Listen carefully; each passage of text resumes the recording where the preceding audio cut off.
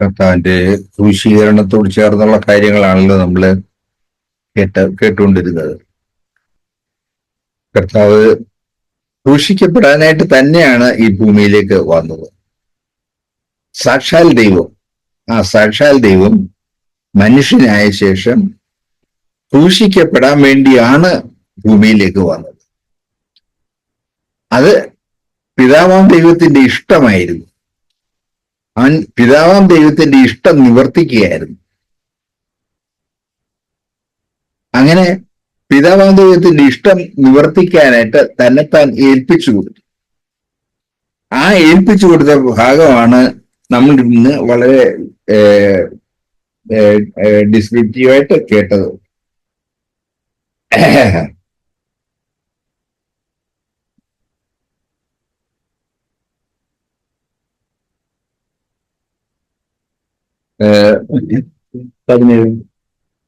പതിനേഴ് മുതൽ അല്ലേ 19 അല്ലേ? അവർ യേശുവിനെ കയ്യേറ്റു എന്ന് പറയുമ്പോ അവരുടെ സ്വാധീനത്തിലാക്കി യേശുവിനെ. എന്നിട്ട് അവരുടെ ഇഷ്ടം പോലെ യേശുവിനോട് ചെയ്യാനാണ്. അതുകൊണ്ട് അവർ കയ്യേറ്റിട്ട് അവൻ താൻ തന്നെ ക്രൂശ് ചുമന്നുകൊണ്ട്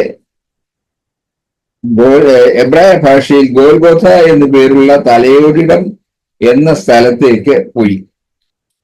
തലയോടിടം എന്ന് പറയുന്ന സ്ഥലത്ത് ആണ് ഈ ക്രൂശ് മരിക്കാനായിട്ട് വിധിക്കപ്പെടുന്നവരെ ക്രൂശിക്കുന്ന സ്ഥലം. തലയോടിടം എന്ന് പറയുമ്പോൾ അങ്ങനെ ക്രൂശിക്കപ്പെട്ട അനേകരുടെ ശവശരീരം എടുത്തോണ്ട് പോകുന്നവര് വളരെ കുറവാ. എടുത്തോണ്ട് പോകാത്തത് അവിടെ ഒക്കെ ഒരു പരുവത്തിനൊക്കെ സംസ്കരിക്കപ്പെടും. അപ്പോ ആ ഭാഗത്ത് മുഴുവൻ തലയോട്ടികൾ ഇഷ്ടം പോലെ ഉണ്ട്. തലയോട്ടിയുടെ ഇടം എന്നാണ് തലയോടിടം എന്ന് പറയുന്നത്. അപ്പോ അങ്ങനെ വെറുക്കപ്പെട്ട ഒരു സ്ഥലത്താണ് കർത്താവിനെ ക്രൂശിക്കാനായിട്ട് കൊണ്ടുപോയത്. സാധാരണ മനുഷ്യർ അതിലൂടെ പോവുകയില്ല. കാരണം അവിടെ മുഴുവൻ ശവശരീരങ്ങളുടെ ഭാഗങ്ങളാണ് കിടക്കുന്നത്. അതുകൊണ്ട് അതിലെ പോവുകയില്ല. പക്ഷെ അവിടെയാണ് കർത്താവിനെ കൊണ്ടുപോയത്. അവിടെ യേശുവിനെ 17-ാം വാക്യം, അവർ യേശുവിനെ കൈയേറ്റു, അവൻ താൻ തന്നെ ക്രൂശിനെ ചുമന്നുകൊണ്ട് എബ്രായ ഭാഷയിൽ ഗോൽഗോഥ എന്നു പേരുള്ള തലയോടിടം എന്ന സ്ഥലത്തേക്ക് പോയി. അവിടെ അവർ അവനെയും അവനോടുകൂടെ വേറെ 2 ആളുകളെയും, ഒരുത്തനെ ഇപ്പുറത്തും ഒരുത്തനെ അപ്പുറത്തും യേശുവിനെ നടുവിലുമായി ക്രൂശിച്ചു. അപ്പൊ 3 പേരെ അവിടെ ക്രൂശിച്ചു. ഈ ക്രൂശിക്കുന്ന ആ ശിക്ഷ അവിടെ സാധാരണ ഒരു ശിക്ഷയാണ്. അതുകൊണ്ടാണ് അന്ന് തന്നെ ക്രൂശിക്കാനായിട്ട് ഈ 3 പേരെ കിട്ടിയത്.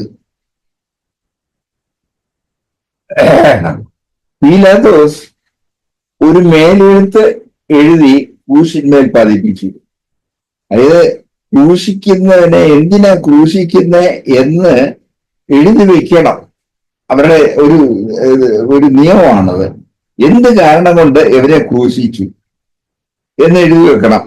അതിനെ ഇവിടെ എന്താണ്, യേശുവിനെ ഒരു മേലെഴുത്തും എഴുതി ക്രൂശിന്മേൽ പതിപ്പിച്ചു. അതിൽ നസ്രയനായ യേശു, യഹൂദന്മാരുടെ രാജാവ് എന്ന് എഴുതിയിരുന്നു. അവൻ യഹൂദന്മാരുടെ രാജാവാണെന്ന് അവകാശപ്പെട്ടിട്ട് രാജത്വം അവൻ ഏറ്റെടുക്കും. രാജത്വം അവനെ ഏറ്റെടുക്കാതിരിക്കാൻ വേണ്ടിയിട്ട് അവനെ പിടിച്ച് ക്രൂശിച്ചു എന്നാണ് പീലാത്തോസ് അവിടെ എഴുതിയിരിക്കുന്നതിന്റെ അർത്ഥം.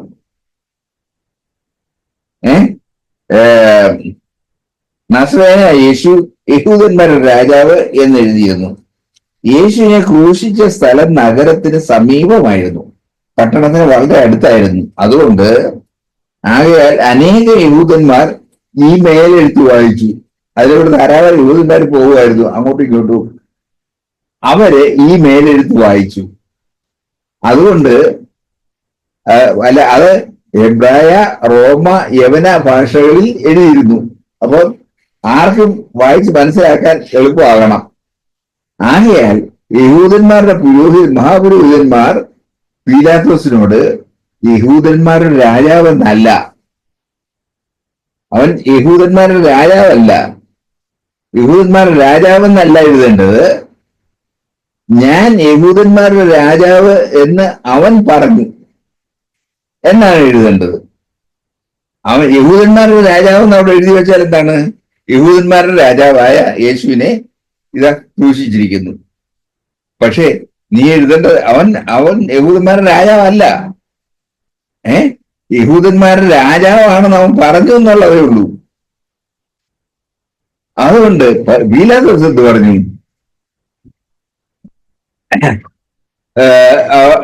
എന്നത്രേ എഴുതേണ്ടത് എന്ന് പറഞ്ഞു. അതിന് പീലാത്തോസ് ഞാൻ എഴുതി എന്നുത്തരം പറഞ്ഞു. അവിടെ ആരെയാ അവര് ക്രൂശിച്ചത്? അവര് ക്രൂശിച്ചത് ഒരു സാധാരണക്കാരനെ അല്ല, അവർ ക്രൂശിച്ചത് യഹൂദന്മാരുടെ രാജാവിനെയാണ്. പക്ഷെ യഹൂദന്മാരുടെ രാജാവാണെന്ന് അവൻ പറഞ്ഞു എന്നേ ഉള്ളൂ, അവൻ യഹൂദന്മാരുടെ രാജാവല്ല എന്നാണ് യഹൂദന്മാർ അവകാശപ്പെടുന്നത്. പക്ഷെ അവര് ക്രൂശിച്ചത് ആരെയാ? അവർ ക്രൂശിച്ചത് യഹൂദന്മാരുടെ രാജാവിനെ. പിന്നെ കുറച്ചുകൂടെ നമ്മൾ എടുത്തായിരുന്നല്ലോ അല്ലേ? പടയാളികൾ എന്ത് ചെയ്തു? ഇവരൊക്കെ ജോലി ചെയ്തില്ലയോ? എന്തെങ്കിലും കിട്ടാം, ശമ്പളം കിട്ടും, എങ്കിലും എന്തെങ്കിലുമൊക്കെ കിട്ടാം. ആ കിട്ടേണ്ടതിന് വേണ്ടിയിട്ട് ക്രൂശിച്ച ശേഷം അവന്റെ വസ്ത്രം എടുത്തു. കാരണം നല്ല വസ്ത്രമാണ്. എന്നിട്ട് ഓരോ പടയാളിക്കും ഓരോ പങ്കിട്ട് 4 പങ്കാക്കി. അങ്ങനെ പങ്കാക്കാവുന്ന ഭാഗങ്ങളെടുത്ത് പങ്കാക്കി. ഇപ്പോഴോ അവർ അങ്കിയും എടുത്തു. അങ്കിയും പങ്കിട്ട് കൊടുത്താൽ മതിയായിരുന്നു. പക്ഷേ അവരെന്ത് ചെയ്തു? അങ്കി തുന്നലില്ലാതെ മേൽ തൊട്ട് അടിയോളം മുഴുവനും നെയ്തതായിരുന്നു. ഒരു പക്ഷേ അവന്റെ അമ്മയായിരിക്കും അത് നെയ്തു കൊടുത്തത്, അല്ലെങ്കിൽ അവനെ സ്നേഹിക്കുന്ന ധാരാളം സ്ത്രീകളുണ്ടായിരുന്നു. ആ സ്ത്രീകളിൽ ആരെങ്കിലുമൊക്കെ ആയിരുന്നു അത് നെയ്ത് അവന് കൊടുത്തത്.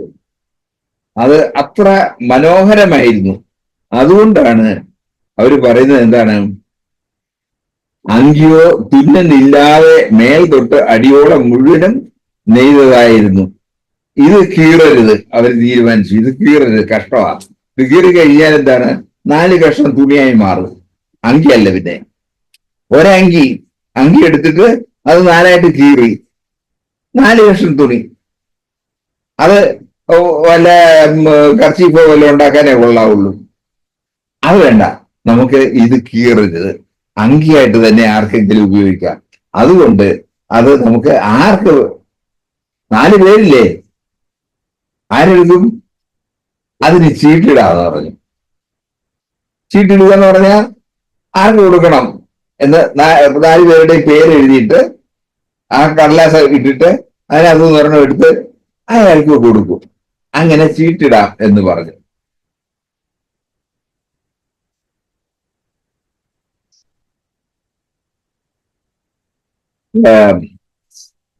ആർക്ക് വരുമെന്ന് ചീട്ടിടുക എന്ന് അവർ തമ്മിൽ പറഞ്ഞു. എന്റെ വസ്ത്രം, അത് ഒരു പ്രവചന നിവൃത്തിയായിരുന്നു. ആ പ്രവചനം എന്താണ്?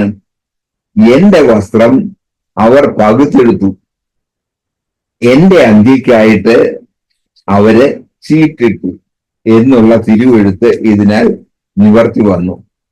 അത് എവിടെ എഴുതിയിരിക്കുന്നത് വായിക്കാവോ? സങ്കീർത്തനം 22:18 എടുത്ത് വായിക്കണം. വായിച്ചല്ലോ. സങ്കീർത്തനം 22:18 വായിക്കണോ? നമുക്ക് ഒരു നല്ലതല്ലേ? പിടിച്ചു. എന്റെ വസ്ത്രം അവർ പകുത്തെടുത്തു, എന്റെ അങ്കിക്കായി അവർ ചീട്ടിടുന്നു. എന്റെ വസ്ത്രം അവർ പകുത്തെടുത്തു, എന്റെ അങ്കിക്കായി അവർ ചീട്ടിടുന്നുള്ള ആ പ്രവചനം അവിടെ നിവൃത്തിയായി. അപ്പോ അങ്ങനെ പറയുന്നത് തിരുവെഴുത്തിന് ഇതിനാൽ നിവൃത്തി വന്നു പടയാളികൾ ഇങ്ങനെയൊക്കെയും ചെയ്തു. ഇനി താഴോട്ട് ഉള്ള ഭാഗം കൂടെ ഉണ്ടല്ലോ. 30 വയസ്സ് വരെ. 30 വരെ. ആ, യേശുവിന്റെ ക്രൂശിനരികെ അവന്റെ അമ്മയും, ആ അമ്മയുടെ ഹൃദയം എന്തുമാത്രം വേദനിക്കുന്നുണ്ട് അല്ലേ? സ്വന്തം മകനാണ് അവിടെ കിടക്കുന്നത്, ക്രൂശിൽ കിടക്കുന്നത്, ഈച്ചീച്ചായി മരിച്ചുകൊണ്ടിരിക്കുകയാണ്. ആ ക്രൂശിനരികെ അവന്റെ അമ്മയും പിന്നെ സഹോദരിയും ക്ലയാപ്പാവിന്റെ ഭാര്യ മറിയയും പിന്നെ മഗ്ദലനെ കാര്യത്തിൽ മറിയയും നിന്നിരുന്നു. യേശുവിനെ സ്നേഹിച്ച 3 മറിയമാര് അവിടെ നിന്നിരുന്നു. അവരിത് മുഴുവൻ കാണുന്നുണ്ട്. യേശു തന്റെ അമ്മയും താൻ സ്നേഹിച്ച ശിഷ്യനും നിൽക്കുന്നത് കണ്ടു. താൻ സ്നേഹിച്ച ശിഷ്യൻ ആരാ? യോഹന്നാൻ. യോഹന്നാനും അവിടെ നിൽക്കുന്നത് കണ്ടു. മറിയ അവിടെ നിൽക്കുന്നത് കണ്ടു. യോഹന്നാനും നിൽക്കുന്നത് കണ്ടു. അതുകൊണ്ട് നിൽക്കുന്നത് കണ്ടിട്ട് സ്ത്രീയെ, ഇതാ നിന്റെ മകൻ എന്ന് അമ്മയോട് പറഞ്ഞു. പിന്നെ ശിഷ്യനോട്, യോഹന്നാനോട്, ഇതാ നിന്റെ അമ്മ. ഇതുവരെ അവള് എന്റെ അമ്മയായിരുന്നു, ഞാൻ അവളെ പോറ്റി പുലർത്തി, ഇനി ഞാൻ അവളുടെ കൂടെയില്ല. എനിക്ക് 3-4 അനിയന്മാരുണ്ട്, അവര് വീട്ടുകാരിയൊന്നും നോക്കുന്നവരല്ല. അവരെ ഏൽപ്പിച്ചാല് എന്റെ അമ്മയുടെ കാര്യം ശരിയാകത്തില്ല. അതുകൊണ്ട് യോഹന്നാനെ, നീ ഒരു കാര്യം ചെയ്യുക, നീ എന്റെ അമ്മയെ കൊണ്ടുപോയി അവൾക്ക് വേണ്ടതൊക്കെ ചെയ്തു കൊടുക്കണം എന്ന് പറഞ്ഞു. ശിഷ്യനോട് ഇതാ നിന്റെ അമ്മ എന്നും പറഞ്ഞു. ആ നാഴിക മുതൽ ആ ശിഷ്യൻ അവളെ തന്റെ വീട്ടിൽ കൈക്കൊണ്ടു. അതിനുശേഷം സകലവും തികഞ്ഞിരിക്കുന്നു എന്ന് യേശു അറിഞ്ഞിട്ട് തിരുവെഴുത്ത് നിവർത്തിയാകും വണ്ണം എനിക്ക് ദാഹിക്കുന്നു എന്ന് പറഞ്ഞു. അവന് അതുവരെ ദാഹിക്കുന്ന കാര്യം അവൻ പറഞ്ഞതേയില്ല. എനിക്ക് ദാഹിക്കുന്നു എന്ന് പറഞ്ഞു. അവിടെ പുളിച്ച വീഞ്ഞ നിറഞ്ഞ ഒരു പാത്രം വെച്ചിട്ടുണ്ടായിരുന്നു. പടയാളികൾക്കൊക്കെ ക്ഷീണം വരുമ്പോൾ എടുത്ത് കുടിക്കാൻ വേണ്ടിയിട്ട് വെച്ചിരിക്കുന്നതാണ്. അവർ ഒരു സ്പോങ് പുളിച്ച വീഞ്ഞ് നിറച്ച് ഈസോപ്പ് തണ്ടിന്മേലാക്കി അവന്റെ വായോട് അടുപ്പിച്ചു കൊടുത്തു. അവന് കുടിക്കത്തക്കവണ്ണം പരുവത്തിന് അടുപ്പിച്ചു കൊടുത്തു. യേശു ആ പുളിച്ച വീഞ്ഞ് കുടിച്ച ശേഷം നിവർത്തിയായി, സകലവും നിവർത്തിയായി, ഞാൻ ചെയ്യാനുള്ള കാര്യങ്ങൾ മുഴുവൻ നിവർത്തിയായി, എന്റെ മേൽ അവർക്ക് ചെയ്യാനുള്ള കാര്യങ്ങളും നിവർത്തിയായി. അതുകൊണ്ട് ഇനി ഞാൻ ജീവനോടെ ഇരിക്കുന്നില്ല, ഞാൻ പോവുകയാണെന്നാ പറഞ്ഞതിന്റെ അർത്ഥം. സകലവും നിവർത്തിയായി എന്ന് പറഞ്ഞ് തല ചായ്ച്ച് ആത്മാവിനെ ഏൽപ്പിച്ചു കൊടുത്തു. പിതാവിനെ ഏൽപ്പിച്ചു കൊടുത്തു ആത്മാവിനെ. ബാക്കി നമ്മൾ എടുത്തില്ലല്ലോ. ദൈവം നമ്മളെ അനുഗ്രഹിക്കട്ടെ. ഈ യേശുവിന്റെ ജീവന്, യേശു ചെയ്ത പ്രവൃത്തി നമുക്ക് അനുകരിക്കാൻ വേണ്ടിയിട്ട് ആണ് ഈ പുസ്തകത്തിൽ എഴുതിയിരിക്കുന്നത്. സ്വന്തം ജീവനെയാണ് ആ ക്രൂശി കിടന്ന് ആ വേദന അനുഭവിച്ച് ഉപേക്ഷിക്കുന്നത്. അതിന് എന്തുമാത്രം വേദനയുണ്ട്. ആ വേദനയിലും ഇവർ ചെയ്യുന്നത് ഇന്നതെന്നറിയായാൽ ഇവരോട് ക്ഷമിക്കണമേ. നമുക്കും യേശുവിന്റെ ഈ ആത്മാവായിരിക്കണം. പലര് നമ്മളെ ദുഃഖിപ്പിക്കുകയും വേദനിപ്പിക്കുകയും ചെയ്യുന്നുണ്ട് ഈ ലോകത്തില് പലര്. അവിടെ നമ്മുടെ മനോഭാവം, ഒരു ക്രിസ്ത്യാനിയുടെ മനോഭാവം ഈ യേശുവിന്റെ മനോഭാവമായിരിക്കണം. ഈ യേശുവിന്റെ മനോഭാവത്തിൽ ജീവിക്കാനായിട്ട് നമുക്ക് നമ്മളെ ഓരോരുത്തരെയും കർത്താവിന്റെ മുമ്പിൽ കൊടുക്കാം. ആ മനോഭാവം നമ്മൾ നടത്തട്ടെ. ദൈവം നമ്മളെ അനുഗ്രഹിക്കട്ടെ. നമ്മള് ക്രിസ്ത്യാനികളാണ്. യേശു ക്രിസ്തു നടന്നതുപോലെ ഈ ലോകത്തിൽ നടക്കാനുള്ളവരാണ്. ആ കാര്യം മറക്കരുത്. അതിന് നമുക്ക് നമ്മളെയൊക്കെയും ശക്തിമാന്മാരാക്കി തീർക്കട്ടെ. വിചാരിക്കായിരുന്നു നമ്മള് ഈ ചെറുപ്പകാലം മുതൽ നമ്മളിങ്ങനെ വേദോസ് വായിക്കുകയും ഈ ആണ്ടോടാണ്ട് ഈ വെള്ളിയാഴ്ചയും വ്യാഴാഴ്ചയൊക്കെ ഇങ്ങനെ ഈ കാര്യങ്ങളൊക്കെ കേട്ട് കേട്ട് നമ്മുടെ പലരും ശ്രദ്ധിക്കുന്നവർ പല ഞാൻ ഉൾപ്പെടെ ഇങ്ങനെ ഒന്ന് കേട്ട് കേട്ട് ഒരു ശീലമായത് എത്രത്തോളം നമ്മുടെ ഉള്ളില് ഇതൊരു ഇതൊരു ബൈബിളിലെ ഒരു കഥയുടെ അപ്പുറത്ത് വാസ്തവത്തിൽ യേശു സഹിച്ച ആ വേദന എന്നെ സംബന്ധിച്ച് അതൊരു യാഥാർത്ഥ്യമായിട്ട് എനിക്ക് തോന്നുന്നു എന്നുള്ള കാര്യമാണ്. അത് വലിയ എനിക്ക് എത്രത്തോളം അനുഭവവേദ്യം ആകുന്നുണ്ടെന്നുള്ളൊരു കാര്യം. യേശു ഇപ്പൊ പറഞ്ഞ കഴിഞ്ഞ ദിവസങ്ങളിലൊക്കെ എന്താ പറഞ്ഞ പോലെ പറഞ്ഞ ക്രൂശ് ഇങ്ങനെ ആ കാര്യം ഓർക്കായിരുന്നു. ക്രൂശ് ഇങ്ങനെ ഒരു ജഗപ്പറാന്ന് പറഞ്ഞ ക്രൂശ് ഇങ്ങനെ ഒരു കുഴി ഇങ്ങനെ വെട്ടിയിട്ട് ആ ക്രൂശ് ആളിനെ അങ്ങനെ കയറ്റിയിട്ട് അതങ്ങനെ അങ്ങ് ഡ്രോപ്പ് ചെയ്ത് താഴോട്ട് ആ കുഴിക്കകത്തോട്ട് അങ്ങ് ഇടുകയാണ്. അപ്പം ഇങ്ങനെ ഇപ്പോൾ 2-3 ആഴ്ച മുമ്പാണ് ആ ഒരു കാര്യം. അപ്പം ഇതൊക്കെ വാസ്തവത്തിൽ നമ്മുടെ ഉള്ളില് ഈ എന്തെങ്കിലും ഒരു ഇളക്കം അറ്റ്ലീസ്റ്റ് ഒരു സ്റ്റോറി കേൾക്കുന്ന ഒരു ലാഘവത്തിന്റെ അപ്പുറത്ത് ഒരു കഥ കേൾക്കുന്ന ഒരു ഇതിന്റെ അപ്പുറത്ത് നമ്മുടെ ഉള്ളിനെ ഒലയ്ക്കുന്നുണ്ടോ എന്നുള്ള ഒരു കാര്യമാണ് പലപ്പോഴും ഞാൻ വിചാരിക്കുന്ന വാസ്തവത്തിൽ ഇത് എനിക്ക് വേണ്ടി ആയിരുന്നു കർത്താവേ, എനിക്ക് വേണ്ടിയാണ്. ഇപ്പോഴും അതെങ്ങനെയാ തെളിയിക്കപ്പെടുന്നത് ചോദിച്ചാൽ ഇന്ന് പിതാവിന്റെ സന്നിധിയിലോട്ട് ഞാൻ വരുമ്പം യേശു എനിക്ക് വേണ്ടി മരിച്ചു എന്നുള്ളതിന്റെ ഒരൊറ്റ അടിസ്ഥാനത്തിൽ മാത്രമാണ് എന്നെ പിതാവ് കാണുന്നത്. നമ്മൾ പറഞ്ഞ ക്രൂശിന് മറവിൽ വരുന്ന ഇതാ ഞാൻ, അല്ലാതെ വേറെ ഒരു നമ്മൾ വിശ്വസിച്ചാലും വിശ്വസിച്ചില്ലെങ്കിൽ ഈ ഒരു കാര്യം അത് നമുക്ക് എത്രത്തോളം അനുഭവവേദ്യമായില്ലെങ്കിൽ ഈ ഒരു കാര്യം ഉറപ്പാണ്.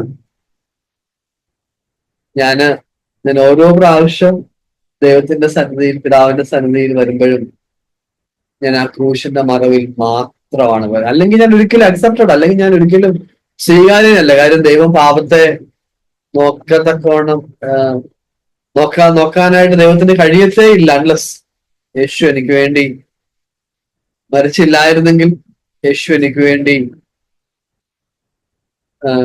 ഈ പറഞ്ഞ പാടുകളുടെ ആ ഒരു യാഥാർത്ഥ്യം എനിക്ക് എത്രത്തോളം ഉൾക്കൊള്ളാൻ കഴിയുമെന്ന് അറിയത്തില്ല. പക്ഷെ അത് കർത്താവേ എന്റെ ഉള്ളില് അതൊരു എന്നെ വേദനിപ്പിക്കുന്ന ഒരു കാര്യമാണ്. അല്ലെങ്കിൽ ഓരോ അടുത്ത പ്രാവശ്യം ഒരു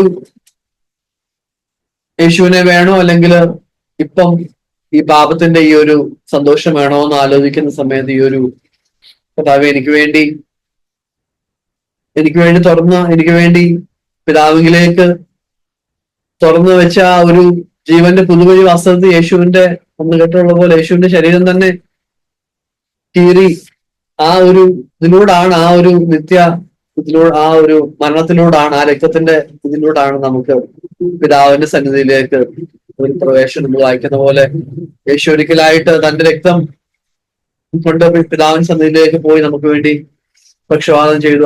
അതിന്റെ പുറത്ത് മാത്രമേ എനിക്ക് യേശുവിനെ പിതാവിനെ സമീപിക്കാനായിട്ട് കഴിയത്തുള്ളൂ. യാഥാർത്ഥ്യം ഓരോ പ്രാവശ്യവും ദൈവത്തിന് മുമ്പിൽ ചെല്ലുന്ന സമയത്ത് കർത്താവേ അതിലൂടെ മാത്രമാണ് ഞാൻ ഇതിന്റെ എല്ലാ ഡീറ്റെയിലൂടെ എനിക്ക് പോകാനായിട്ട് കഴിയത്തില്ലെങ്കിൽ കർത്താവേ അതില്ലായിരുന്നെങ്കിൽ എനിക്ക് ഒരു കാലത്തും ദൈവത്തോട് പ്രാർത്ഥിക്കാനായിട്ട് ഒരു വഴിയും ഉണ്ടാവുകയില്ലായിരുന്നു. നമ്മൾ ഈ കഴിഞ്ഞ ദിവസം വേറെ നമ്മുടെ ഫാസ്റ്റിംഗ് പ്രയറിന്റെ സമയത്ത് ഇങ്ങനെ ഒരു എക്സിക്യൂട്ട് പറഞ്ഞു നമ്മളൊരു കേവലം ഒരു പഞ്ചായത്ത് മെമ്പറെ പോയി കാണണമെങ്കിൽ ഒരു ദിവസം രാവിലെ സൈക്കിൾ എടുത്തോണ്ട് പോയി അല്ലെങ്കിൽ സ്കൂട്ടർ എടുത്തോണ്ട് പോയി ഞാൻ മെമ്പറെ കാണാൻ വന്നാന്ന് പറഞ്ഞ അല്ലെങ്കിൽ പഞ്ചായത്ത് പ്രസിഡന്റിനെ കാണാൻ പറഞ്ഞ് ഇടിച്ചു കയറി ചെന്നാൽ പക്ഷെ കാണാൻ പറ്റുമെന്ന് വരത്തില്ല. എന്നാൽ നമ്മള് ഇപ്പം ഏറ്റവും ലോസ്റ്റ് ആയിട്ടുള്ള ഒരു MLA നമ്മൾ കാണാൻ പോകും. നമ്മൾ എന്തോ ചെയ്യണം? വിളിച്ച് അയാളുടെ PA അല്ലെങ്കിൽ ഏതൊരു പാർട്ടി മെമ്പറെ ആരുടെയും പിടിച്ച് അയാളോട് ഉണ്ടോ അല്ലെങ്കിൽ അപ്പോയിന്റ്മെന്റ് കിട്ടുമോ, സംസാരിക്കാൻ പറ്റുമോ എന്നൊക്കെ ചോദിച്ചിട്ടാണ് നമ്മൾ ഇന്ന് നമുക്ക് വേണ്ടി നമ്മൾ എവിടെ ഇരുന്ന് പ്രാർത്ഥിക്കുമ്പോഴും നമ്മൾ എവിടെ ഇരുന്ന് റൂമിലോ അല്ലെങ്കിൽ വേറെ നമ്മൾ എവിടെ ആയിരുന്നാലും അവിടെ നമുക്ക് വേണ്ടി ഒരു പിതാവിന്റെ സന്നിധിയിലേക്ക് ഒരു വാതിൽ തുറന്നു എന്ന് പറയുമ്പോൾ യേശുവിന്റെ ഈ ഒരു രക്തത്തിന്റെ മറവിലാണ് ഈ ഒരു വാതിൽ തുറന്നു കൊടുത്തത്. നമ്മൾ അതിനെ എത്ര ഒരു സൈഡിൽ അത് സത്യമായിരിക്കും, ഞാൻ വിചാരിക്കുന്ന കർത്താവേ അതെത്ര അങ്ങ് അങ്ങ് അങ്ങ് ഇറങ്ങി വന്നു, താഴോട്ട് ഇറങ്ങി വന്നതിന്റെ ഉള്ള ആ ഒരു റിസൾട്ടിൽ അതിന്റെ ഒരു റിസൾട്ടായിട്ടാണ്, അതിന്റെ ഒരു പ്രതിഫലമായിട്ട്, അതിന്റെ ഒരു റിസൾട്ടായിട്ടാണ് എനിക്കിന്ന് യേശുവിലേക്ക് ഫ്രീ ആയിട്ട് എവിടെ നിന്ന് വേണമെങ്കിൽ, നമ്മൾ പറഞ്ഞ പോലെ ഇപ്പം ചിലർ പറയുന്ന പോലെ അവിടെ പോയെങ്കിലേ പ്രാർത്ഥിക്കാൻ പറ്റത്തുള്ളൂ, ഇവിടെ പോയെങ്കിലേ പ്രാർത്ഥിക്കാൻ പറ്റത്തുള്ളൂ, ഈ മല കയറണം അല്ലെങ്കിൽ ആ മല കയറണം, അങ്ങോട്ട് പോകണം ഇങ്ങോട്ട് പോകണം എന്നൊക്കെ പറയുന്നിടത്ത് നമ്മളോട് പറയുന്നത് അതിന്റെ ഒന്നും ആവശ്യമില്ല. നീ ഇരിക്കുന്നിടത്ത് ഇരുന്ന് ഞാൻ നിന്റെ കൂടെ വരാൻ, നിന്റെ കൂടെ ഇരിക്കാമെന്ന് പറയുന്ന കർത്താവിലേക്ക് വരാനുള്ളൊരു വലിയ സ്വാതന്ത്ര്യം യേശുവിന്റെ ഈ ഒരു മരണം മൂലമാണ് സാധ്യമായി തീർന്നുവെന്ന് വിശ്വസിക്കുമ്പോൾ അത് കൂടുതൽ നമുക്ക് അനുഭവവേദ്യമായി തരാനാണ് ദൈവം എന്നെ സഹായിക്കട്ടെ. ദൈവത്തിന് സ്തോത്രം ചെയ്യുന്നു. ഇന്നും എനിക്ക് വേണ്ടി കഷ്ടത അനുഭവിച്ച ആ കർത്താവിന്റെ വേദനയും കഷ്ടപ്പാടും ഒക്കെ ഒരു പ്രാവശ്യം കൂടെ കാണാൻ ദൈവത്തിന്റെ ആത്മാവ് സഹായിച്ചോർത്ത് ഞാൻ ദൈവത്തെ സ്തുതിക്കുന്നു. ഇവിടെ ഇന്ന് എന്റെ ഹൃദയത്തോട് വളരെ സ്പർശിച്ച ഒരു കാര്യം എന്ന് പറയുന്നത്, കർത്താവ് അതുവരെയുള്ള ദിവസങ്ങളിൽ സംഭവിച്ചതെല്ലാം, കർത്താവിന്റെ ജീവിതത്തിൽ ജനനം മുതൽ അവസാനം വരെയും അവൻ തന്നെ കുറിച്ചുള്ള പ്രവചനം, തിരുവെഴുത്ത് നിവൃത്തിയാകേണ്ടതിനാണ് എല്ലാം ചെയ്തതെന്ന് മത്തായിയുടെ സുവിശേഷം വായിക്കുമ്പോൾ ഓരോന്നും പറയുന്നുണ്ട്. ഈ തിരുവെഴുത്ത് നിവൃത്തിയാകേണ്ടതിന് ഇങ്ങനെ സംഭവിച്ചു. അത് കർത്താവ് നടന്നിരുന്ന സമയത്ത്. പക്ഷെ ഈ മരിക്കുന്ന സമയത്തും ഓരോ കാര്യങ്ങളും കർത്താവ് വായിക്കുമ്പം, ഇപ്പം അങ്കിക്ക് അയച്ചിട്ടിട്ടു എന്നുള്ള തിരുവെഴുത്ത്, എന്റെ വസ്ത്രം അവർ പത്തെടുത്ത് എന്റെ അങ്കിക്കായി ചീറ്റിട്ടു എന്നുള്ള തിരുവെഴുത്ത് ഇതിനാൽ നിവൃത്തി വന്നു. ഇപ്പൊ യേശുവിനെ യഹൂദന്മാരുടെ രാജാവെന്ന് പീലാത്തോസ് എഴുതി വെച്ചു. ഇപ്പൊ അവര് പറയുന്നു അങ്ങനല്ല, യഹൂദന്മാരുടെ രാജാവെന്ന് ഇവൻ പറഞ്ഞു എന്ന് എഴുതണമെന്ന്. വാസ്തവത്തിൽ യേശു ഇതെല്ലാം കേൾക്കുന്നുണ്ട്. പക്ഷെ കർത്താവ് അതിനോടൊന്നും പ്രതികരിക്കാതെ ഒരു മരിച്ച മനുഷ്യനെ പോലെ, കർത്താവേ ജീവനുണ്ടായിട്ടും മരിച്ചവനെ പോലെ ആയ യേശുവിന്റെ അതേ പാതയാണ് എനിക്ക് കർത്താവ് പറഞ്ഞിരിക്കുന്നത്. ആരെല്ലാം എന്തെല്ലാം പറയുമ്പോഴും ആ മരിച്ച മനുഷ്യനെ പോലെ, മരിച്ച ഒരവസ്ഥയില് ഒന്നും മിണ്ടാതെ, ഇപ്പൊ എന്നെ കുറിച്ചാണ് ഇത് പറയുന്നതെന്നൊക്കെ യേശുവിന് അറിയാമെങ്കിൽ യേശു എങ്ങനെയാണ് അതിനെ നേരിട്ടത്? ഇന്നാണെന്ന് തോന്നുന്നത്, ഇന്നലെയാണോ ശ്രീല ഒരു കോട്ടിട്ടായിരുന്നു, സാഹചര്യം അല്ല, സാഹചര്യത്തോടുള്ള നമ്മുടെ പ്രതികരണമാണ് നമ്മളെ വ്യത്യാസപ്പെടുത്തുന്നതെന്ന് ആ ഒരു അർത്ഥത്തില് ഒരു കോട്ട് ഓസ്വാൾ ചേംബേഴ്സിന്റെ ആണെന്ന് തോന്നല്ലേ. അപ്പോ കർത്താവ് ആ സാഹചര്യത്തിൽ എങ്ങനെ പ്രതികരിച്ചു എന്നുള്ളത് എനിക്കൊരു ഉദാഹരണമാണ്. കർത്താവെ അങ്ങനെ ആയിരിക്കണമെങ്കിൽ നിത്യാത്മാവിനാണ് നിഷ്കളങ്കനായി തന്നെ അർപ്പിച്ച കർത്താവിനുണ്ടായിരുന്ന അതേ ആത്മാവിൽ ഞാൻ എപ്പോഴും നിറഞ്ഞിരുന്നാൽ മാത്രമേ എനിക്ക് അങ്ങനെ ഒക്കത്തുള്ളൂ എന്നുള്ള കാര്യം ഇന്ന് എന്നെ ഓർപ്പിക്കുകയായിരുന്നു. ഞാൻ ദൈവത്തിന് സ്തോത്രം ചെയ്യുന്നു. അങ്ങനെ കർത്താവ് എന്നെ കുറിച്ച് ആരെന്ത് പറഞ്ഞാലും അതിനോട് പ്രതികരിക്കാതെ, അത് എന്നെ കുറിച്ച് പറയാൻ കർത്താവ് അനുവദിച്ചതാണെന്ന് ഓർത്ത് കർത്താവെ ആയിരിക്കാനും കർത്താവിന്റെ മുന്നിൽ താഴുവാനും ഞാൻ ആഗ്രഹിക്കുന്നു. അതുപോലെ തന്നെ ഇവിടെയും ഈ അങ്കിക്ക് അയച്ചിട്ടിട്ടു എന്ന് പറയുമ്പോൾ, ഇപ്പൊ എന്റെ കർത്താവ് പുത്രൻ അറിയായിരുന്നു പിതാവ് അനുവദിക്കാതെ ഒരു കാര്യങ്ങളും സംഭവിക്കത്തില്ല, ഇതിങ്ങനെ സംഭവിക്കുമെന്ന് നേരത്തെ കർത്താവ് ഇങ്ങോട്ട് വരുന്നതിന് മുമ്പേ അറിഞ്ഞിരുന്ന ഒരു കാര്യമാണ്. പ്രവാചകന്മാര് എഴുതിയെന്ന് പറയുമ്പോൾ അതിനു മുമ്പേ കർത്താവ് ഇത് സ്വർഗത്തിൽ ഇരുന്നുകൊണ്ട് അറിഞ്ഞൊരു കാര്യമാണ്. എന്റെ അങ്കി ഞാൻ മരിക്കാൻ വരുമ്പോ ഇങ്ങനെ സംഭവിക്കുമെന്ന്. അത് വായിച്ചപ്പോ ഞാൻ എന്നെക്കുറിച്ച് ഓർത്തപ്പോ 139 സങ്കീർത്തനത്തിന്റെ 16 വാക്യത്തിൽ ഇങ്ങനെ എഴുതിയിരിക്കുന്നു, നിയമിക്കപ്പെട്ട നാളുകളിൽ ഒന്നും ഇല്ലാതിരുന്നപ്പോൾ തന്നെ ഇവയെല്ലാം നിന്റെ പുസ്തകത്തിൽ ഉണ്ടായിരുന്നു. അപ്പൊ ആ സങ്കീർത്തനക്കാരൻ അവനെ കുറിച്ച് പറയുകയാണ്, എന്നെ കുറിച്ച് പറയുകയാണ്. ഞാൻ 139 സങ്കീർത്തനം വായിക്കുമ്പോൾ അത് എന്നെ കുറിച്ചാണെന്നാണ് ഞാൻ വിചാരിക്കുന്നത്. അപ്പോൾ നിയമിക്കപ്പെട്ട നാളുകളിൽ ഒന്നും ഇല്ലാതിരുന്നപ്പോ ഇവയെല്ലാം നിന്റെ പുസ്തകത്തിൽ ഉണ്ടായിരുന്നു. അതെ, പിതാവിന്റെ പുസ്തകത്തിൽ അതുണ്ടായിരുന്നു. പുത്രൻ ഇവിടെ വന്നപ്പോ ഇത് ചെയ്യണമെന്ന്. എന്റെ ജീവിതത്തിൽ സംഭവിക്കുന്ന ഓരോ കാര്യങ്ങളും കർത്താവെ, നിയമിക്കപ്പെട്ട നാളുകളിൽ ഒന്നുമില്ലാതിരുന്നപ്പോ നീ എനിക്ക് വേണ്ടിയിട്ട് ഇത് അവിടെ കുറിച്ച് വെച്ചിരുന്നതാണെന്ന് ഓർത്ത് അതെ, കർത്താവിന്റെ തിരക്കഥയിൽ എനിക്ക് വേണ്ടിയിട്ടുള്ള എന്റെ പുസ്തകത്തിലുള്ള തിരക്കഥയിൽ കർത്താവ് എഴുതിയിരുന്ന കാര്യമാണ് അതെന്ന് ഓർത്ത് അതിന് വഴങ്ങുവാൻ കർത്താവെ അധികം കൃപയും പരിശുദ്ധാത്മാവിന്റെ ശക്തിയും നിറവും എനിക്ക് തരണേന്ന് ഞാൻ പ്രാർത്ഥിക്കുകയാണ്.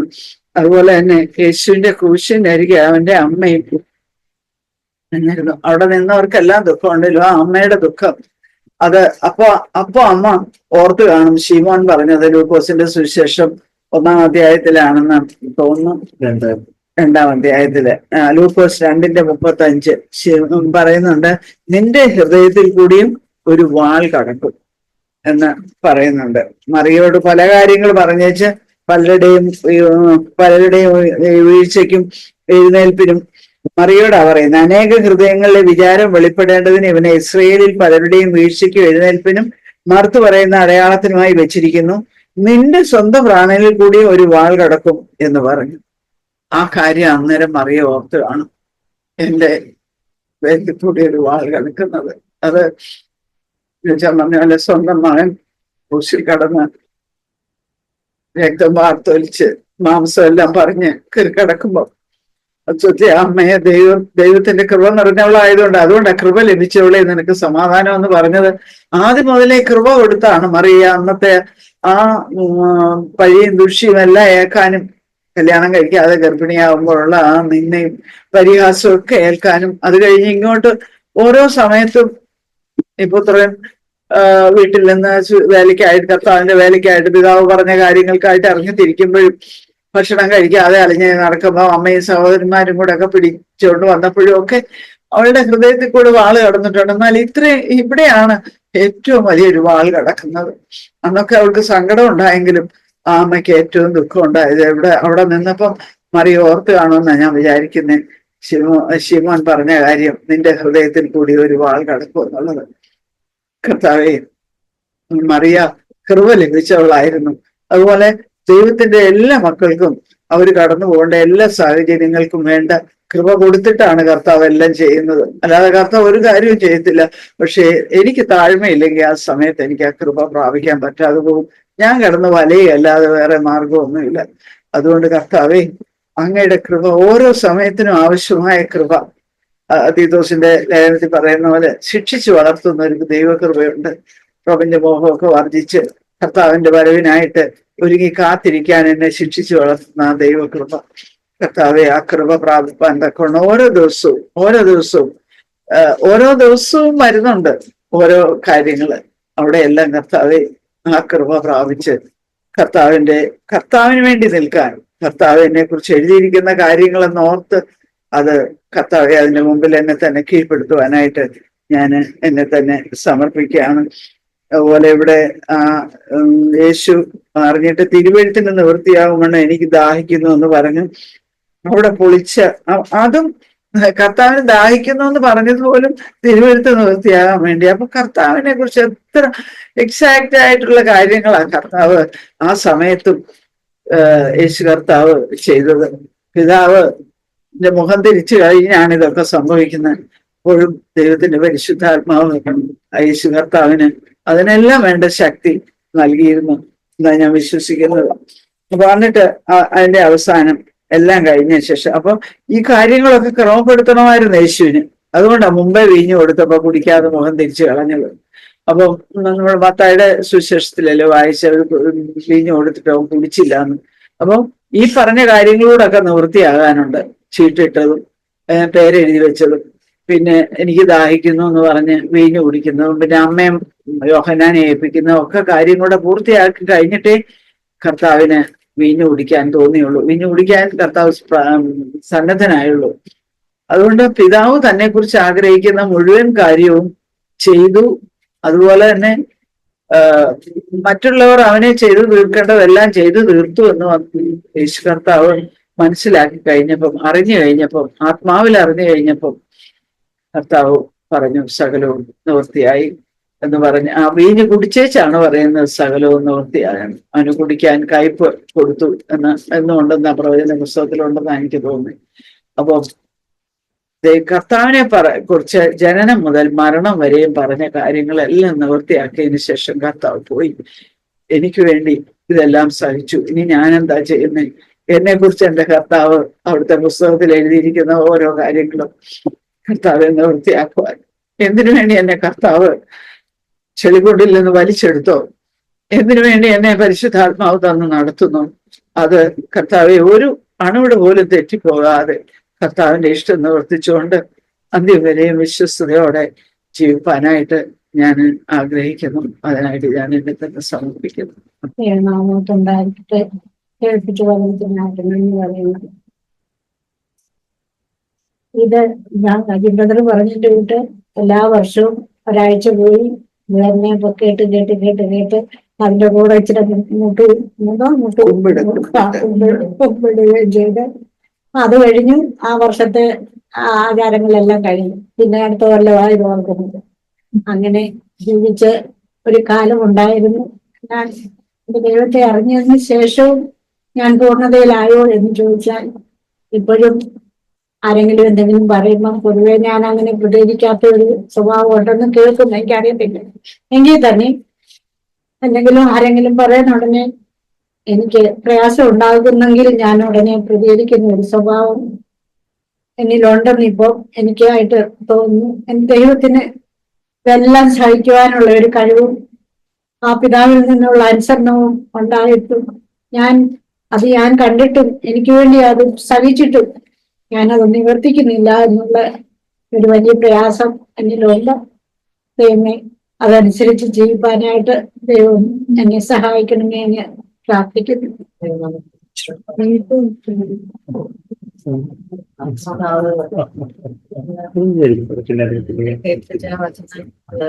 കർത്താവിന് വേണ്ടി എത്രമാത്രം വേദന സഹിച്ച് എത്രമാത്രം സഹിച്ചാണ് കർത്താവ് ആ സമയത്ത് ഞാൻ ചിന്തിച്ചതായിരുന്നു. ദൈവം കർത്താവ് ഇതെല്ലാം നടന്നതുപോലെയാണോ ദൈവം എനിക്ക് വേണ്ടി ഇത്രയൊക്കെ ചെയ്തപ്പോ കർത്താവിനനുസരിച്ചാണ് ഞാൻ ചർച്ച വരുന്നു, പ്രാർത്ഥിക്കുന്നു, ഒക്കെ ചെയ്യുന്നുണ്ട്. എങ്കിലും കർത്താവെ അങ്ങ് ജീവിച്ചതുപോലെയാണോ ഞാൻ ജീവിക്കുന്നതിന് ചിന്തിക്കുവാനോ ആ സമയത്ത് ഇടയായി. കർത്താവ് ഇതുവരെയും എനിക്കത് സാധിച്ചിട്ടില്ല. ആരെങ്കിലും കർത്താവ് എത്രമാത്രം ചെയ്തിട്ടും ആ മിണ്ടാതെ ഇരുന്ന് അമ്മ പറഞ്ഞതുപോലെ ഒരു മനുഷ്യനെ പോലെ ഞാൻ മിണ്ടാതെ ഇരുന്നു. എന്നാൽ ആ സ്ഥാനത്ത് ആരെങ്കിലും എന്നോട് എന്തെങ്കിലും പറയുന്ന ചില സമയത്ത് ഞാൻ പെട്ടെന്ന് എനിക്ക് ആ സമയത്ത് ഞാൻ ദേഷ്യപ്പെടും. എന്നാൽ കർത്താവിന്റെ എന്റെ നല്ലതുകൊണ്ടല്ല, കർത്താവ് എന്നെ ഓർക്കുവാനായിട്ട് കർത്താവിന്റെ പരിശുദ്ധാത്മാവ് ആ സമയത്ത് തന്നെ അതിങ്ങനെ പറയുകയും ആ സമയത്ത് തന്നെ എന്റെ ഹൃദയത്തിൽ കർത്താവ് എന്റെ സ്ഥാനത്ത് കർത്താവായിരുന്നെങ്കിൽ അങ്ങനെ ചെയ്യുമോ എന്ന് ചോദിക്കുവാനും എന്റെ ഹൃദയത്തിൽ ഇടയാകാറുണ്ട്. കർത്താവെ അത് ദൈവത്തിന്റെ ആ പരിശുദ്ധാത്മാവ് ദൈവം എനിക്ക് തരുന്നത് കൊണ്ടാണ്, അല്ലാതെ എന്റെ ഒരു യോഗ്യതയും അല്ല. അതുകൊണ്ട് കർത്താവെ ഞാൻ ഓരോ ദിവസവും ഈ കർത്താവിന് വേണ്ടി ആ ക്രൂശിലേക്ക് നോക്കിക്കൊണ്ട് ഒരു കഥയായിട്ടല്ല, കർത്താവ് യഥാർത്ഥമായിട്ട് അജിത് പറഞ്ഞതുപോലെ എനിക്ക് വേണ്ടി എന്റെ കർത്താവ് എത്രമാത്രം വേദന സഹിച്ച് എന്നെ വീണ്ടെടുത്തതാണ് ഈ കർത്താവ്. ദൈവം എന്നെ സ്നേഹിച്ചത് കൊണ്ടാണ് ഞാൻ കർത്താവിനെ സ്നേഹിക്കാൻ ഇടയായത്. അതുകൊണ്ട് കർത്താവെ ഈ ജീവിതത്തിന്റെ അന്ത്യത്തോടും ഈ കർത്താവിന് വേണ്ടി ജീവിക്കാൻ ദൈവത്തിന് ഇഷ്ടമല്ലാത്ത ഒരു കാര്യം ചെയ്യുവാനായിട്ട് ഞാൻ ആഗ്രഹിക്കുന്നില്ല. കർത്താവ് അതിനായിട്ട് ഞാൻ എന്നെ തന്നെ താഴ്ത്തി ഏൽപ്പിക്കുന്നു. അതിനായിട്ട് കർത്താവെ എന്നെ സഹായിക്കണമേ. പരിശുദ്ധാത്മാവിനെ തന്ന ദിനംതോറും എന്നെ നടത്താമെന്ന് പ്രാർത്ഥിക്കുന്നു. എല്ലാവരും പ്രാർത്ഥനയിലും ഈ വചനം കേൾക്കാൻ എന്നെ എത്രയും ദൈവത്തിന് ശരി. ഒരു കാര്യം ഓർത്താൽ ഈ ക്രിസ്മസ് എന്നൊക്കെ പറയുമ്പം വലിയൊരു ആഘോഷമാണ്. അത് ആ ഒരു ദിവസം ഒന്ന് കഴിയുമ്പോൾ ആ ഒരു പരിപാടി എന്ത് പിന്നെ ക്രിസ്മസിൽ പറ്റി ഓർക്കുന്നത് അടുത്ത വർഷം വരുമ്പോഴാണ്. ഇപ്പോഴ് അത് ആ ഒരു സമയം കഴിഞ്ഞ് ഈ കർത്താവിനെ അറിഞ്ഞ കാലം മുതൽ ഇന്നും ക്രിസ്മസ് ആണ് നമുക്ക്. ഇന്നും കുന്നത് അത് എപ്പോഴും കർത്താവ് നമ്മുടെ കൂടെ ഉള്ളത് കൊണ്ട് എന്നും നമുക്ക് ഉത്സവമാണ്. എന്റെ വിശ്വാസം കർത്താവെ അത് ആ ഒരു സന്തോഷവും സമാധാനവും എല്ലാം മുന്നോട്ട് നടത്തി തരണമെന്ന് മാത്രമല്ല, ഓരോ ദിവസവും വചനം കേൾക്കുമ്പോഴും ബ്രദർ അയക്കുന്ന വചനം വായിക്കുമ്പോഴും ഒക്കെ ഒരുപാട് എന്താ പറയുക, എന്നെ ഞാനാക്കി മാറ്റിയത് എന്റെ കർത്താവാണ്. കാര്യം അമ്മാമ്മ പറഞ്ഞതുപോലെ എന്തിനും എനിക്ക് ഭയങ്കര ദേഷ്യമുള്ള കൂട്ടത്തിലാണ്. മക്കളോടായാലും ഭർത്താവിനോടായാലും എല്ലാവരും എന്നോട് പറയും എന്തിനാ കല ഇങ്ങനെ ഭർത്താവിനോട് ദേഷ്യപ്പെടുന്നത്. പക്ഷെ എനിക്ക് അങ്ങ് ദേഷ്യം പുള്ളിക്കാരന്റെ ഓരോ സ്വഭാവം കൊണ്ട് മാത്രമാണ് കർത്താവെ. എന്നാലും ഈ 2024 മുതല് പുള്ളിക്കാരനോട് ഒരു അനുകമ്പ തോന്നാനും ഒരു സ്നേഹം വരാനും എന്ത് വിഷയം കൊണ്ട് ഞാൻ എടുക്കാൻ വേണ്ടിയുള്ള കാര്യം.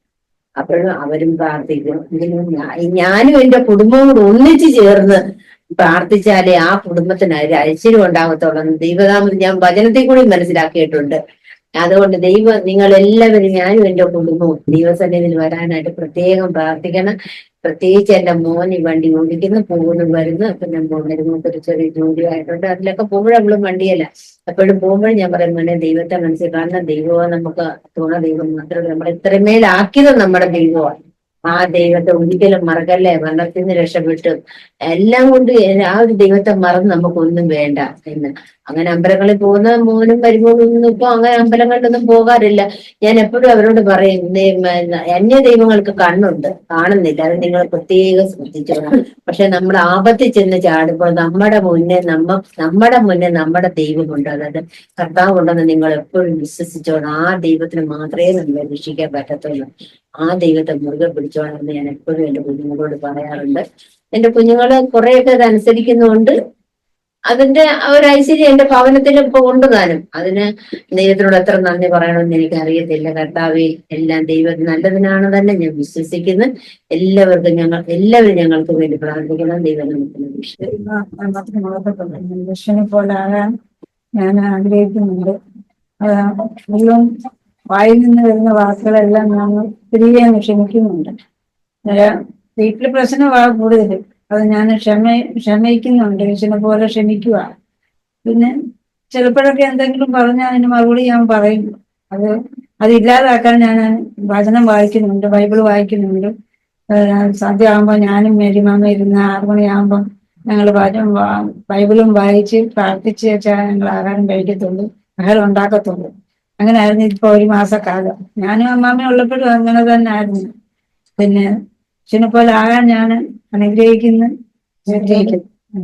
ആശ്രയിക്കുന്നുണ്ട്. ഇടവരട്ടെന്ന് പ്രാർത്ഥിക്കും. ആക്ച്വലി അവസാനം ഇങ്ങനെ നിർത്താറായപ്പോ പറഞ്ഞ ഒരു വാചകം, അതായത് കർത്താവ് കുറെ പേര് ഇതെല്ലാം കണ്ട് വിലപിക്കുന്നവരെ കണ്ട് കർത്താവ് പറഞ്ഞ് നിങ്ങളെയൊക്കെ ഓർത്ത് കരയേണ്ട, നിങ്ങളെ തന്നെ ഓർത്ത്, നിങ്ങളുടെ മകളെ ഓർത്ത്, നമ്മളെ കുറിച്ച് ഓർത്ത് കരയണം എന്നുള്ള ഒരു കാര്യം. അത് ശരിക്കും കഴിഞ്ഞ ദിവസം എന്റെ ജീവിതത്തിലും അങ്ങനത്തെ ചില ഇപ്പം പല കാര്യങ്ങളും കർത്താവിനെ കുറിച്ച് കേൾക്കുമ്പോ നമ്മള് ആ ഒരു ഇമോഷൻസും അതെല്ലാം വരുന്നുണ്ട്. പക്ഷെ ഒരു നമ്മുടെ വില്ല് സറണ്ടർ ചെയ്യുന്ന ഒരു അതിലേക്ക് വരുമ്പോഴത്തേക്ക് ആകപ്പാടെ അവിടെ ഒന്നും നടക്കുന്നില്ല. കഴിഞ്ഞ ദിവസം എപ്പോഴാ അത് ചൊവ്വാഴ്ച ഒരു ഇമോഷണൽ ലെവലിലെ കാര്യങ്ങള് ഇതെല്ലാം കാണുമ്പം ഒരു കരച്ചില് വരുന്നുണ്ട്. ആഗ്രഹമുണ്ട്. പക്ഷെ ഇത് പ്രശ്നങ്ങൾ വരുമ്പം അവിടെ ഇതൊന്നും കറക്റ്റായിട്ട് നടക്കുന്നില്ല എന്നുള്ള കാര്യം ഇത് മുമ്പ് ജോനാട് ആ ഒരു എക്സാമ്പിള് അത് ഞാന് ഓർക്കുമായിരുന്നു. എന്റെ ജീവിതത്തിലും പലപ്പോഴും ദൈവം ഒരിടത്തേക്ക് വിടും, അതിന്റെ നേരെ ഓപ്പോസിറ്റ് ഡയറക്ഷനിൽ ഒരു വണ്ടി പിടിച്ച് ഞാൻ പോയില്ലെങ്കിലും മനസ്സിൽ പലപ്പോഴും പോകുന്ന ഒരു അവസ്ഥ ഇവിടുന്ന് ഞാൻ എങ്ങോട്ടേക്ക് വന്ന് പലപ്പോഴും അങ്ങനത്തെ ഇന്നലെ ഞാൻ സന്ധ്യയോട്ടോട് ഇങ്ങനെ ഒരു കാര്യം ഞാന് ചെയ്യണ്ടായിരുന്നു. എനിക്കൊക്കെ ദൈവം അത് ആ ഒരു വേറൊരു ഡയറക്ഷനിലായിരുന്നു ഞാൻ പോകേണ്ടത്. അപ്പം ശരിക്കും അത് എത്രമാത്രം അവിശ്വാസമുള്ള കാര്യമാണ്. ദൈവം ഇത്രയെല്ലാം നടത്തി, എല്ലാം കാര്യങ്ങളും ചെയ്തു. ഓരോ സ്റ്റെപ്പും പല പല പ്രയാസങ്ങളുടെ ഘട്ടത്തിലും എല്ലാം ദൈവം നടത്തുന്നുണ്ട്, കാര്യങ്ങളെല്ലാം ചെയ്യുന്നുണ്ട്. എന്നാലും പുതിയൊരു കാര്യം വരുമ്പോഴത്തേക്ക് പെട്ടെന്ന് അവിടെ ഡിപ്രസ്ഡ് ആയിട്ടിരിക്കുന്ന ഒരു അവസ്ഥ. പക്ഷെ കർത്താവിന്റെ ജീവിതത്തില് കർത്താവിന് എത്രമാത്രം എൻകറേജിങ് ആയിരുന്നു. കർത്താവിന്റെ അവസാന നിമിഷം വരെ കർത്താവിന്റെ എനിക്ക് മനസ്സിലായെന്ന് വെച്ചാൽ കർത്താവിന്റെ എപ്പോഴും ഫോക്കസ് പിതാവായിരുന്നു. പിതാവിന്റെ ഒരിക്കലും കഴിഞ്ഞ കുറച്ചാൾ മുമ്പ് ജേക്കബ് ബ്രദർ ആ ഒരു എബ്രഹാമിന്റെ വിശ്വാസത്തെ കുറിച്ച് സംസാരിച്ചപ്പോ ഇങ്ങനെ പറഞ്ഞല്ലോ, അതായത് മരിച്ചവരിൽ നിന്ന് റിസറക്ഷൻ ഉയർപ്പിച്ചുകൊണ്ട് മോനെ കൊണ്ടുവരും എന്നുള്ള എബ്രഹാമിന്റെ വിശ്വാസം. അപ്പം ശരിക്കും കർത്താവിന് ആ ഒരു വിശ്വാസം 100% ഉണ്ടായിരുന്നു എന്ന് തന്നെ എനിക്ക് അത് ആ ഒരു, അതായത് ദൈവം കറക്റ്റ് ആയിട്ടുള്ള കാര്യം ചെയ്തോളും, എനിക്ക് ചെയ്യാനുള്ളത് ഞാനിവിടെ ചെയ്യുക, ബാക്കിയെല്ലാം 100% ഒരു അതിനകത്തൊരു ഒരു കടുകുമണി എന്ന് പറയുമ്പോ അതിനകത്തൊരു ഓട്ടയില്ലാത്ത വിശ്വാസം കർത്താവിന് ഒരു കംപ്ലീറ്റ് ആയിട്ടുള്ള വിശ്വാസം അതുണ്ടായിരുന്നു. അപ്പം ഈ ജോനയുടെ കേസ് പറയുമ്പോൾ അതിനകത്ത് കുറച്ച് കഴിഞ്ഞ് കുറെ പ്രശ്നങ്ങളൊക്കെ വരുമ്പോഴത്തേക്ക് പെട്ടെന്ന് ജോൻ ആ മീന്റെ ഉള്ളിലോട്ട് കയറിപ്പോയോ, അന്നേരം ആ പെട്ടെന്ന് പിന്നെ ആ ദൈവത്തെ ദൈവം ഐ റിമെമ്പേർഡ് ദ ലോർഡ് എന്ന് പറഞ്ഞ് Jonah chapter 2:7 my prayer came to you in your holy temple, I will sacrifice to you with the voice of thanksgiving എന്നൊക്കെ പറഞ്ഞ് എന്നിട്ട് the Lord commanded the fish and it vomited Jonah on the dry land എന്ന്. അപ്പം ആ ഒരു ശരിക്കും കർത്താവ് നമ്മള് വേറൊരു ഡയറക്ഷനിലോട്ട് പോകുമ്പോഴും പിന്നെ നമ്മൾ വിചാരിക്കും നമ്മളവിടെ സേഫാ, പക്ഷെ ശരിക്കും പല പ്രശ്നങ്ങൾ, അതിലും വലിയ വലിയ പ്രശ്നങ്ങൾ ചിലപ്പം നമുക്ക് വരും. പക്ഷെ ശരിക്കും ഈ ക്രൂസിഫിക്ഷൻ എന്ന് പറയുമ്പം ഏറ്റവും എൻഡിലോട്ട് എത്തി, നമ്മൾ വേറെ ഒന്നും ഇല്ല അവിടെ. അപ്പം നമ്മുടെ ജീവിതത്തിലും ആ ഒരു ചെറിയ ചെറിയ പ്രശ്നങ്ങൾ വരുമ്പം ചിലപ്പോ അതിലും വലിയ പ്രശ്നങ്ങൾ വരുമ്പോഴായിരിക്കും നമ്മൾ ദൈവത്തെ യഥാർത്ഥത്തിൽ നമുക്ക് വേറെ ആരും ആശ്രയം ഇല്ല. അവിടെ ഒരു എൻഡ് പോയിന്റിലോട്ട് എത്തുമ്പം കർത്താവ് എപ്പോഴും പിതാവിനെ തന്നെ കണ്ടുകൊണ്ടിരുന്നത്, പക്ഷെ നമ്മൾ ചിലപ്പോ ആ ഒരു എൻഡ് പോയിന്റിലോട്ട് എത്തുമ്പോഴായിരിക്കും പിതാവിനെ കാണുന്നത്. അപ്പം ആ ഒരു അവിടെ നമുക്ക് പിതാവ് മാത്രമുള്ള ഒരു സാഹചര്യം, അവിടെ ഒരു യഥാർത്ഥത്തിലുള്ള ഒരു താഴ്മ, അവിടെയാണ് ആ ഒരു വില്ല് സറണ്ടർ ചെയ്യുന്ന ഒരു അവസ്ഥ. എനിക്ക് സ്വന്തമായിട്ട് വില്ല് സറണ്ടർ ചെയ്യാനും എനിക്ക് താല്പര്യമില്ല, പക്ഷെ ദൈവം തന്നെ പല സാഹചര്യങ്ങളും ഒരുക്കി അവിടെ എന്നെ അടിച്ച് അവിടെ ഇടുമ്പോ എനിക്ക് പിന്നെ വേറെ വഴിയില്ല. അപ്പൊ പിന്നെ എന്റെ ജീവിതത്തിൽ ഞാനതാ കണ്ടിട്ടുള്ളത് പലപ്പോഴും. പല സാഹചര്യം അതുപോലെ സീറോയിൽ എത്തിക്കും ദൈവം, അതിനുശേഷം എനിക്ക് വേറെ നോക്കാൻ വഴിയില്ല. അങ്ങനെ പിതാവിലേക്ക് നോക്കുമ്പോൾ പിതാവ് അവിടെ പല കാര്യങ്ങളും എന്റെ ജീവിതത്തില് ഇന്ന് തന്നെ ഇത് ഷെയർ ചെയ്തോണ്ടിരുന്നപ്പോ ഞാന് ഒരു verse Hebrews chapter 12:3-4, consider him who has endured such hostility by sinners against himself, so that you will not grow weary and lose heart. അതിനകത്ത് അതായത് കർത്താവ് ഇത്രമാത്രം സഹിച്ചു. നമ്മൾ അതിന്റെ സഗ്ലറൊക്കെ പറയുന്ന പോലെ നമുക്ക് കൊതുകടി മാത്രമേ ഉള്ളൂ, പക്ഷെ കൊതുകടി വരുമ്പോഴേ നമ്മൾ ഇനിയിപ്പൊ ഇത്ര എനിക്ക് കർത്താവിനായിട്ട് ജീവിക്കാനായിട്ട് കഴിയുന്നില്ല. എന്റെ സാഹചര്യം കുറച്ചുകൂടെ മെച്ചപ്പെട്ടതായിരുന്നെങ്കിൽ ഞാൻ ചിലപ്പം കുറച്ചും കൂടെ ഞാൻ കർത്താവിനായിട്ട് ജീവിച്ചേനെ. പക്ഷെ ഈ ഒരു സാഹചര്യത്തിൽ എനിക്ക് പറ്റത്തില്ല. ഈ ഒരു മേലധികാരിയുടെ അടുത്ത് എനിക്ക് പറ്റത്തില്ല. ഈ ഒരു അസുഖമുള്ള കുഞ്ഞിന്റെ കൂടെ എനിക്ക് സാക്ഷിയാകാൻ പറ്റത്തില്ല. പക്ഷെ അതെല്ലാം നമ്മുടെ അവിശ്വാസമാണ്. പിള്ളേരുടെ ഒരു പാട്ടുണ്ട്, bigger than all my problems, bigger than all my fears, God is bigger than any mountain that I cannot see. അപ്പൊ നമ്മുടെ ആ ഒരു സാഹചര്യത്തില് അവിടെ ദൈവത്തെ നമ്മൾ കാണുന്നുണ്ടെങ്കിൽ അവിടെ യഥാർത്ഥത്തില് നമുക്ക് കർത്താവ് ചെയ്തതുപോലെ ഓരോ സാഹചര്യത്തിലും എന്ത് ചെയ്യണം, എന്ത് പറയണം, അവസാന നിമിഷമാണെങ്കിലും നമ്മുടെ അടുത്ത് നമ്മള് ഡെത്ത് ബെഡിലാണെങ്കിലും ഒരാളെ ഒരു എന്താ പറയുന്ന കർത്താവാണ് യഥാർത്ഥത്തിലുള്ള ദൈവം എന്ന് നമുക്ക് വേണമെങ്കിൽ അങ്ങനെ ആ ഒരു നമ്മൾ ക്രൂശിലൂടെ പോകുന്ന അവസ്ഥയിലും കർത്താവിനെ നമ്മളെ എടുത്ത് ഉപയോഗിക്കാനായിട്ട് കഴിയും. നമ്മളവിടെ ദൈവ വിശ്വസ്തരാണ്, നമ്മൾ വിശ്വാസത്തോടെ നോക്കുവാണെന്നുണ്ടെങ്കിൽ അതുമെല്ലാം പക്ഷെ ദൈവത്തിന്റെ ഗിഫ്റ്റാ, ദൈവത്തിന്റെ ഗ്രേസാ. നമ്മളവിടെ താഴ്ന്നതാണ്. ജസ്റ്റ് രണ്ട് ഇത് കോഡ്സ് ഇങ്ങനെ അവർക്ക് കൊറിയൻ ഭൂമിന്റെ, അതായത് എന്റെ ജീവിതത്തിലെ ഇഴകൾ പലപ്പോഴും ഇങ്ങനെ കെട്ടിക്കിടക്കുന്നതായിട്ട് അതിനകത്ത് എൻടാങ്കിൾഡ് എന്നാ തുടുങ്ങിക്കിടക്കുന്ന ഇവര് അതിനകത്ത് കെട്ടടങ്ങിയെന്നൊക്കെയായി ഇവിടെ ഗൂഗിൾ ട്രാൻസ്ലേറ്ററിൽ, പക്ഷെ അത് ശരിയായിട്ടുള്ള സിസ്റ്റർ പറഞ്ഞല്ലോ. ഇപ്പൊ അങ്ങനെ ഇങ്ങനെ നോട്ടഡ് ആയിട്ട് തോന്നിയാൽ പോലും വിശ്വാസത്താൽ എംബ്രോയിഡറിയുടെ മറുവശത്ത് ഒരു കിരീടം ഉണ്ടെന്ന് എനിക്കറിയാം. അപ്പൊ ആ ഒരു വിശ്വാസത്തോടെ അപ്പുറത്ത് ദൈവം എല്ലാം കറക്റ്റായിട്ട് ചെയ്യുന്നുണ്ട്. എല്ലാം പ്രോപ്പർലി പ്ലാൻഡ് ആണ്. അപ്പുറത്ത് നല്ലൊരു ഇതുണ്ടെന്നുള്ളത്. അതുപോലെ എലിസബത്ത് ഇലിയറ്റിന്റെ എലിസബത്ത് ഇലിയറ്റ് എന്ന് പറയുമ്പം എലിസബത്ത് ഇലിയറ്റിന്റെ ഹസ്ബൻഡ് ജിമ്മി ഇലിയറ്റ് നമുക്കറിയാം, മിഷണറി ആയിട്ട് എത്ര വളരെ ചെറിയ പ്രായത്തിൽ തന്നെ അവർ 5 പേര് ഒരിടത്ത് സുവിശേഷം അറിയിക്കാൻ പോയി. അവര് അവിടെ കൊലപ്പെടുക ചെയ്യുന്നത്.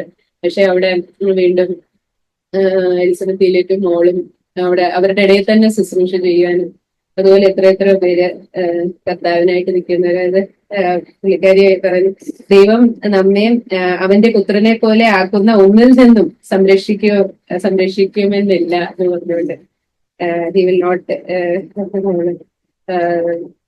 ദൈവത്തിന്റെ പുത്രനെ പോലെ ആക്കാനായിട്ടാണ് പല കാര്യങ്ങളും നമ്മുടെ ജീവിതത്തിൽ അനുവദിക്കുന്നത്. അപ്പൊ അവിടെ എല്ലാം നമ്മൾ താഴ്ത്തി അവിടെ ദൈവത്തിന്റെ മുഖം കാണുവാനൊന്നുമില്ല. ദൈവത്തിന്റെ ഫേസ് കണ്ടാൽ മതി. നമ്മൾ മനുഷ്യരുടെ ഫേസ് ഒക്കെ കാണുമ്പോൾ നമുക്ക് ഡിസ്കറേജ്മെന്റ് തോന്നും. ദൈവത്തിന്റെ ഫേസ് കണ്ട് മുമ്പോട്ട് പോകുവാനും കർത്താവിനെ പോലെ ആകാനും ഞാനും ആഗ്രഹിക്കും.